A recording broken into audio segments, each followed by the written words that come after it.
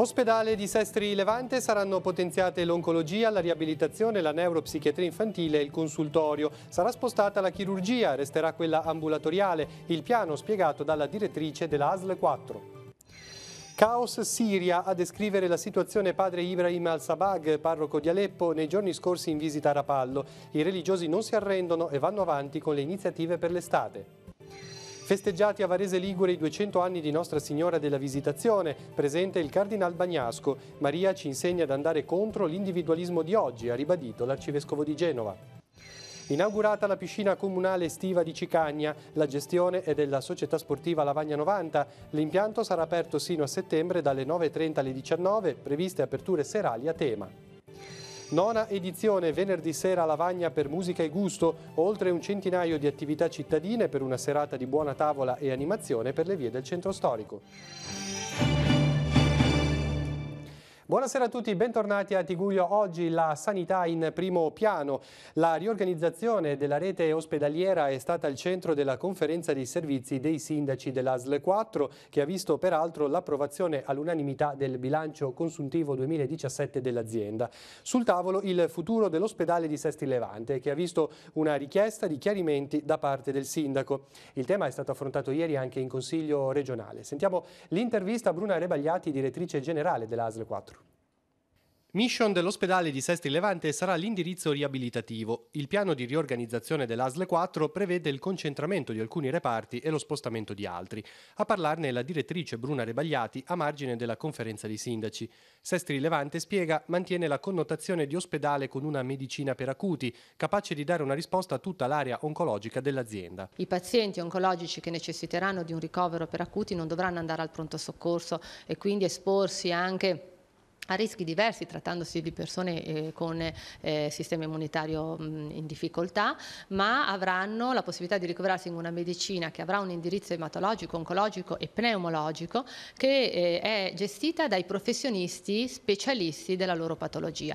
Rebagliati spiega poi che a Sestri Levante saranno potenziati la neurochirurgia infantile e il consultorio, vista l'elevata richiesta di spazi aggiuntivi. Sarà concentrata l'attività delle cure intermedie e la riabilitazione motoria con l'aggiunta di posti letto e l'oncologia che avrà un servizio a 360 gradi. Abbiamo individuato uno spostamento dell'area chirurgica ad alta complessità nell'ospedale di Ravagna perché è necessaria, perché l'alta complessità va fatta dove c'è una rianimazione, e abbiamo concentrato l'attività a media complessità nell'ospedale di Rapallo perché è lì dove abbiamo il nostro blocco migliore, il nostro blocco di eccellenza e dove ci sono maggiori garanzie di operare nel modo migliore. Quindi la chirurgia che si svolgerà a Sestri Levante sarà una chirurgia a bassa complessità e in particolare andremo a realizzare ex novo, perché ristruttureremo completamente il blocco operatorio con gli standard della chirurgia ambulatoriale. Per Rebagliati, l'ospedale di Sestri Levante manterrà l'attività dermatologica, sarà attivata la parte relativa allo screening oncologico con la senologia diagnostica e la terapia del dolore. La questione dei piani non utilizzati, se ne è parlato anche con un'interrogazione in regione, lì la situazione com'è?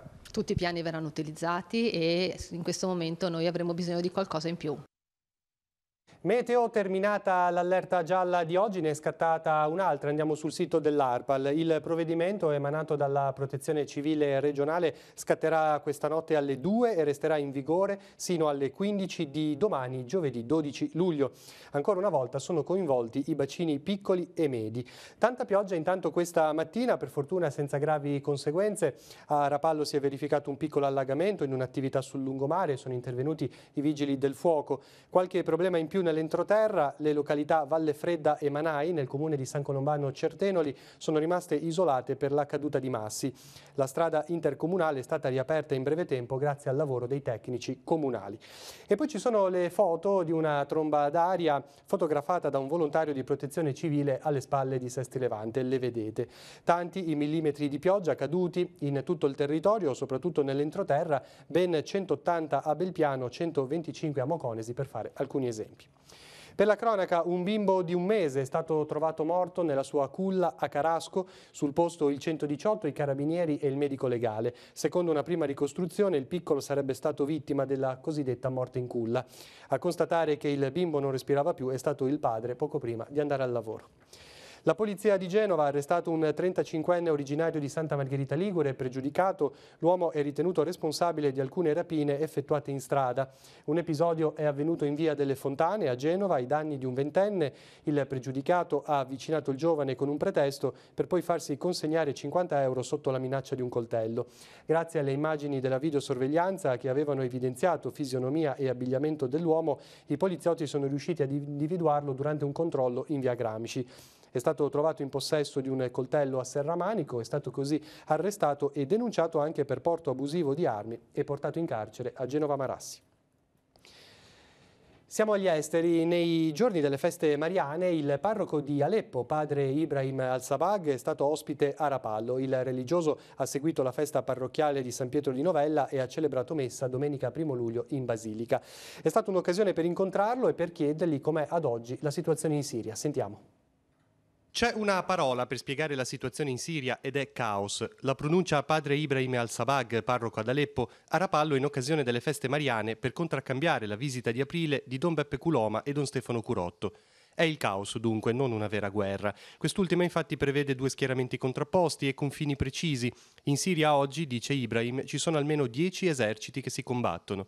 In mezzo resistono i religiosi, tra i pochi a pensare al futuro della povera gente siriana. Come minoranza cristiana molto debole, quasi quasi rischiamo veramente di scomparire da tutto il Medio Oriente. E questo molto pericoloso. Forse i media ne parlano di meno, ma, assicura padre Ibrahim, i missili continuano a cadere. Aleppo è stata trasformata da una città molto importante, industriale, che faceva il 60% dell'industria della Siria e come Milano per l'Italia, si è trasformata in piccolo villaggio che consuma, ma non riesce a produrre niente. E la gente dipende completamente di quello che offre la Chiesa come aiuti umanitari. I problemi più seri ad Aleppo sono la scarsità di acqua, la disoccupazione e la fame, problemi che la comunità diocesana di Chiavari ha iniziato a conoscere bene. La Chiesa siriana fa il possibile per aiutare la popolazione. Padre Ibrahim parla di alcuni progetti per l'estate. Abbiamo iniziato questo progetto dell'oratorio estivo, il GREST, con 350 bambini, ma abbiamo adottato anche nella città di Aleppo altri 6 oratori estivi in diverse altre comunità cristiane. È un modo per accompagnare il bambino in questo progetto sia verso una vita nuova e anche per una guarigione. Oggi si è celebrato San Benedetto, patrono d'Europa, e c'è un tweet del Papa molto attuale che ritroviamo sul sito della Radio Vaticana. Scrive Francesco: l'Europa ritrova speranza quando l'uomo è al centro delle sue istituzioni. Veniamo ora sul territorio, una festa di famiglia attuale e urgente in cui Maria insegna ad andare contro l'individualismo imperante della società di oggi. A dirlo l'arcivescovo di Genova nel partecipare a Varese Ligure ai festeggiamenti per i 200 anni di Nostra Signora della Visitazione. Il cardinale ha guidato i vespri e la processione. Sentiamo Andrea Capitani. Centinaia di fedeli provenienti da tutta la Val di Vara e non solo hanno preso parte ai festeggiamenti per i 200 anni della festa di Nostra Signora della Visitazione a Varese Ligure. Domenica la chiesa di San Giovanni Battista ha ospitato le solenni celebrazioni con i vespri e la processione per le vie del borgo, quest'anno guidati dal cardinale Angelo Bagnasco. Una festa che ha un significato attuale, ha spiegato l'arcivescovo di Genova nella sua riflessione. Sono contento di essere qui per vivere quella che è una festa di famiglia che fa memoria della visita di Maria alla cugina Elisabetta. È un messaggio particolarmente attuale e urgente perché si parla della carità della Maria, della Madonna verso la cugina Elisabetta, una carità però che nasce dalla fede, perché la Madonna ha appena avuto l'annuncio di diventare madre del Signore ed ella, dopo aver incontrato il Signore che è luce e fuoco, diventa luce e fuoco di carità e di amore verso chi ha bisogno. Questo è il messaggio centrale che va esattamente nel senso opposto dell'individualismo imperante di oggi. Anche quello di Maria è un viaggio, oggi tanti viaggi di speranza attraverso il Mediterraneo, in questo caso è un viaggio per aiutare qualcuno. Sì. un pensiero a quanti questi fratelli e sorelle disperati, grandi e piccoli, bambini disperati, fuggono da situazioni di guerra, di carestia, di persecuzione alla ricerca di un domani, di un futuro, di pace, di maggiore benessere. L'Europa si trova di fronte in modo più serio, più stringente al banco di prova. Questo è il vero esame, a mio parere, il vero esame per la comunità europea. O supera questo esame, che è il fenomeno, il fatto dei migranti, in modo intelligente, solidale, rispettoso, oppure perde se stessa. Prende il via domani il triduo di preparazione alla festa di Nostra Signora del Carmine nella piccola comunità di Arzeno in Alta Val Graveglia. Domani, venerdì e sabato la messa sarà alle 18, domenica 15 luglio alle ore 18 la messa solenne celebrata da Don Paolo Nicora. Seguiranno la processione e la benedizione eucaristica, al termine un momento di fraternità sul sagrato. Cambiamo tema, ha riaperto ufficialmente questa mattina la piscina estiva comunale di Cicagna. Per i prossimi mesi la gestione è stata affidata alla società sportiva Lavagna 90. In queste settimane il Comune ha eseguito tutti i lavori necessari per poter consentire la partenza delle nuove attività. L'intervista. Attesa da tante persone in Val Fontana Buona è arrivata l'apertura della piscina estiva comunale di Cicagna. Il servizio riparte da oggi per 3 mesi. La curatela, che segue il fallimento della precedente gestione, attraverso una deroga ha eseguito una gara ad evidenza pubblica per affidare l'impianto durante l'estate. Abbiamo fatto una gara che sarà aggiudicata all'Associazione Sportiva Lavagna 90, che già gestisce impianti analoghi come ad esempio la piscina di Lavagna, quindi sono una società blasonata e attrezzata, quindi domani riparte il nostro impianto. La gestione comprende il palagym, la piscina estiva e gli impianti di Parco Cavagnari. Numerose le attività che potranno essere richieste. Le attività in programma sono ovviamente la balneazione, ma ci saranno corsi di nuoto per piccoli, quindi per bambini e adulti, corsi di acquagym, sport in acqua, e quindi da domani saranno consultabili sul sito di Lavagna 90 e sul sito del Comune. Numerose le richieste pervenute all'amministrazione da parte di persone desiderose di rivedere aperta la piscina. Il Comune ha investito risorse in questi giorni per rendere l'impianto fruibile, eseguiti tutti i lavori necessari per l'avvio delle nuove attività. Fin quando sarà aperta? Allora, l'orario di apertura sarà 9:30 di mattina fino alle 19 di sera, ci saranno previste anche aperture serali con serate a tema. Ma questo poi sarà consultabile sul sito sia di Lavagna 90 che sul sito del Comune. E la chiusura è prevista per il 15 settembre, però abbiamo anche chiesto una deroga al fallimento per eventualmente posticipare la chiusura se la stagione ce la permetterà. A breve sarà avviato un bando anche per l'affidamento della gestione della palestra. Cicagna crede nello sport come elemento di svago e di socializzazione. È un'alternativa al mare, ma anche un momento di socializzazione dove i nostri ragazzi, i nostri bambini possono venire qua in gruppo e fare diciamo, comunità, e quindi è un impianto che ha una sua valenza sociale importante. Doppio incontro oggi, uno al mattino e uno al pomeriggio, tra l'amministrazione comunale di Santa Margherita Ligure e i rappresentanti dei commercianti, ad esempio CIV, Ascom, il gruppo Santa 2.0 e alcuni esercenti, per parlare delle criticità legate alla contrazione dell'orario in cui è consentito tenere la musica accesa nei locali durante la stagione estiva.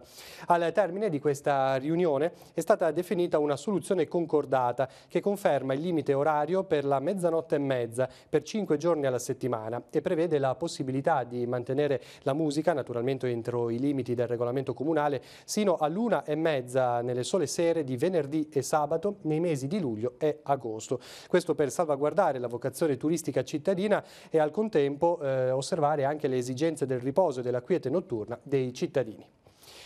Parliamo ora di Sestri Levante. A quanto ci risulta, scrive in una nota il Movimento 5 Stelle, sembrano siano stati riscontrati valori anomali di rame, cromo, nickel e cadmio nel tratto di costa di fronte al tunnel di Sant'Anna a Sestri Levante.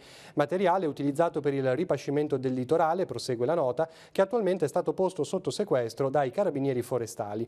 In attesa di conferme ufficiali del livello dei superi riscontrati dall'ARPAL, già adesso, dicono i 5 Stelle, si può parlare di un allarme fondato da prendere sul serio, anche perché si tratta di una zona molto vicina alle spiagge frequentate dai bagnanti. Il Movimento 5 Stelle dunque chiede verifiche immediate, lo faranno con una interrogazione in comune, mentre alla Camera è stata di recente depositata un'interrogazione sulla presenza di cromo esavalente in alcuni pozzi di Sestri Levanti. A partire da domani il Comune di Recco provvederà allo sfalcio delle stradine pedonali. Abbiamo affidato 2 distinti incarichi, spiega l'assessore Giuseppe Rotunno, uno alla ditta Sherwood che interverrà su circa 17 km di tracciati, il secondo ai quartieri Verzemma, Cotulo e Ponte per le proprie aree di competenza per altri 18 km circa di sentieri e così verrà data una copertura pressoché totale ai non pochi 35 km di vie pedonali del territorio. I costi si aggirano intorno ai 30.000 euro IVA compresa, di cui circa 14.000 per l'incarico alla ditta e i restanti 16.000 per remunerare il lavoro nei quartieri interessati. Inoltre l'assessore all'ambiente Valentina Grazioli ha concordato un programma di lavori sulle strade con la ditta Ideal Service, alla quale compete per contratto non solo la raccolta dei rifiuti ma anche la pulizia delle carrabili presenti sul territorio comunale di Recco. Il Comune di Ne provvederà alla pulizia del ponte di Nascio. Saranno eliminati erbacce e arbusti, questo per poter salvaguardare la storica struttura. Il ponte venne costruito nel 1766 per collegare Nascio a Cassagna. L'intervento sarà eseguito sabato 14 luglio dalla ditta Fenelli di Rapallo insieme ai volontari di protezione civile del Radio Club Levante. Cambiamo argomento. In questi giorni d'estate, con numerose persone sul territorio, avere un defibrillatore a pochi passi dalla spiaggia può rivelarsi uno strumento importante. È il caso della colonnina DAE, inaugurata giorni fa a Riva Trigoso, grazie al legame tra 2 consorzi che operano nel sociale. Vediamo. Il defibrillatore collocato nel piazzale della biblioteca di Riva Trigoso è frutto di una collaborazione che dura ormai da anni tra il Consorzio Campo del Vescovo di Brugnato e il Consorzio Tassano di Casarza Ligure. Dall'amicizia tra i 2 enti è nato un servizio per la comunità. È davvero un dono che facciamo avendo davanti un servizio che si può rendere, quindi direi che dotare questa spiaggia di un defibrillatore è un servizio importante per tutta la comunità. Concretamente si vede che quando c'è bisogno ci si unisce, questa è una cosa importante. Cerchiamo di collaborare, di fare qualcosa per la città, perché la città ci ha dato tanto a noi, al Consorzio Tassano, e allora cerchiamo anche di restituire. L'inaugurazione del defibrillatore è stata accompagnata da una dimostrazione pratica. È stato così possibile conoscere come effettuare la chiamata al 118 e il funzionamento della colonnina DAE. Possono essere utilizzate dal chiamante, dall'astante, su indicazione chiaramente del 118, vengono eseguite manovre di valutazione del paziente sull'ABC, si cerca quindi di capire se in effetti il paziente è in arresto cardiocircolatorio nell'arco di pochi secondi, diciamo sotto appunto la linea guida 118 dell'operatore 118 al telefono, viene quindi indicato il tipo di manovra rianimatoria che deve essere fatta, se solo compressioni, se compressioni associate a ventilazioni, fino all'arrivo del defibrillatore. Quindi nel momento in cui arriva la chiamata al 112, shiftata quindi poi al 118, essendo appunto un'emergenza sanitaria territoriale, automaticamente noi possiamo dire al chiamante dove si trova il defibrillatore più vicino. Per il Comune prosegue la rivitalizzazione di questo polo nuovo di Riva Trigoso, la Biblioteca del Mare, con tutti i suoi servizi. È diventato anche punto per gli sport blu, quindi con attività di canoa e attività collegate al mare, ed è diventato anche teatro di presentazioni di libri e momenti culturali nati proprio da una collaborazione congiunta fra Comune, Biblioteca e Consorzio che gestisce appunto lo spazio al piano terra. Ancora cronaca, una badante straniera di 46 anni domiciliata a Lavagna è stata arrestata dai carabinieri per aver violato gli arresti domiciliari a cui era sottoposta dallo scorso giugno. Alcuni giorni fa i militari hanno effettuato un intervento al suo domicilio trovando la donna ubriaca mentre oltraggiava l'anziana signora che la ospitava e che doveva accudire. La 46enne è stata portata nel carcere di Genova Pontedecimo. Tenta di gettare dal balcone la convivente ma viene visto dai vicini che iniziano ad urlare e chiamano i carabinieri. È successo ieri a Moconesi. L'uomo, uno straniero di 56 anni, è stato arrestato dai carabinieri di Chiavari con l'accusa di tentato omicidio e maltrattamenti in famiglia. L'episodio sarebbe stato al culmine di un violento litigio. Il quadro elettrico di un'attività commerciale ha preso fuoco questa mattina intorno alle 7:30 in via Trieste a Chiavari all'apertura del locale. Sul posto i vigili del fuoco che hanno spento le fiamme, a parte i danni al quadro elettrico dell'attività, non ci sono stati altri problemi. Siamo così agli appuntamenti. Torna a Lavagna Musica e Gusto, manifestazione giunta alla sua 9ª edizione e organizzata dal Consorzio Centro Storico Lavagna. L'appuntamento è per venerdì sera dalle 18 per una manifestazione che vede l'adesione di oltre 100 attività economiche. Le interviste.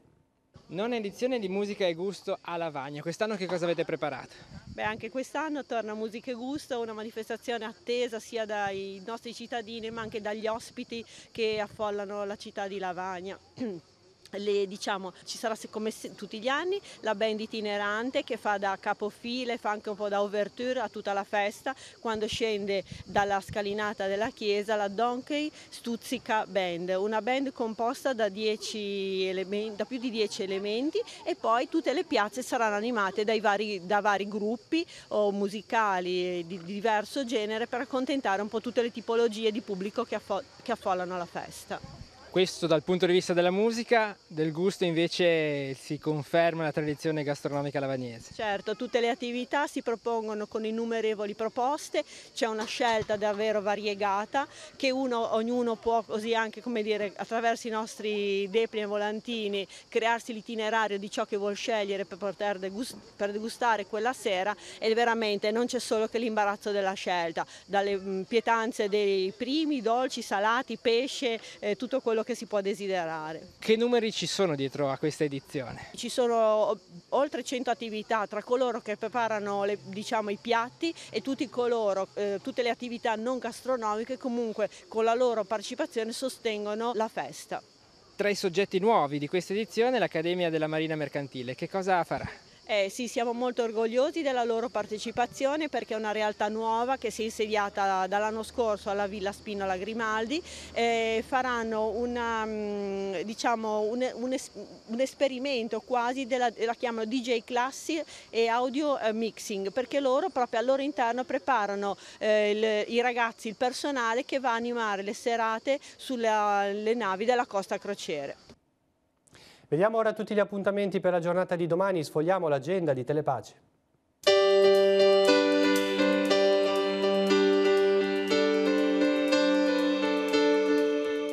Appuntamenti in agenda per giovedì 12 luglio. Escursione alla riserva naturale orientata delle Agoraie nel Parco dell'Aveto attraverso la Foresta delle Lame. Il ritrovo alle 9 al Lago delle Lame di Rezzoaglio, il rientro alle 13 circa. Ultimo giorno per assistere al restauro dell'opera di Anton Maria Maragliano, Tentazioni di Sant'Antonio Abate nel deserto, collocato nell'ex Palazzo di Giustizia di Chiavari. L'orario dalle 10 alle 13. Per accedere occorre rivolgersi prima all'Ufficio Informazioni Turistiche. Visita guidata gratuita in 3 lingue, italiano, inglese e francese, al Trittico di Sant'Andrea, nella chiesa di San Lorenzo della Costa a Santa Margherita Ligure. Seguirà un piccolo rinfresco curato dalla comunità. L'inizio alle ore 17. Alle 17.30, nella sala espositiva Maestri e Maestè di via 25 aprile a Santa Margherita Ligure, si terrà un incontro con l'autrice Giulia Gambaro. Nell'occasione sarà presentato il suo libro Tu e i numeri. Saldi e musica in centro storico a Rapallo. Cive e Ascom animeranno le vie pedonali con 8 postazioni musicali, eventi tra bar, gelaterie e ristoranti con aperitivi a tema. Il via alle 18.30. Olè, fiesta in via Entella è l'iniziativa organizzata dal Consorzio Vie del Levante a Chiavari. Si terrà a partire dalle 19.30 nell'omonima via. Previsti DJ set, hip hop e dimostrazioni di flamenco a cura del Centro Artistico Musicale. Infine, alle 21.30 in piazza Fenice a Chiavari, Liguritudine, reading musicale in lingua genovese per voci e orchestra. Si tratta di un viaggio in Liguria alle origini di un'idea di bellezza con testi di Roberto Frugone e Andreina Solari.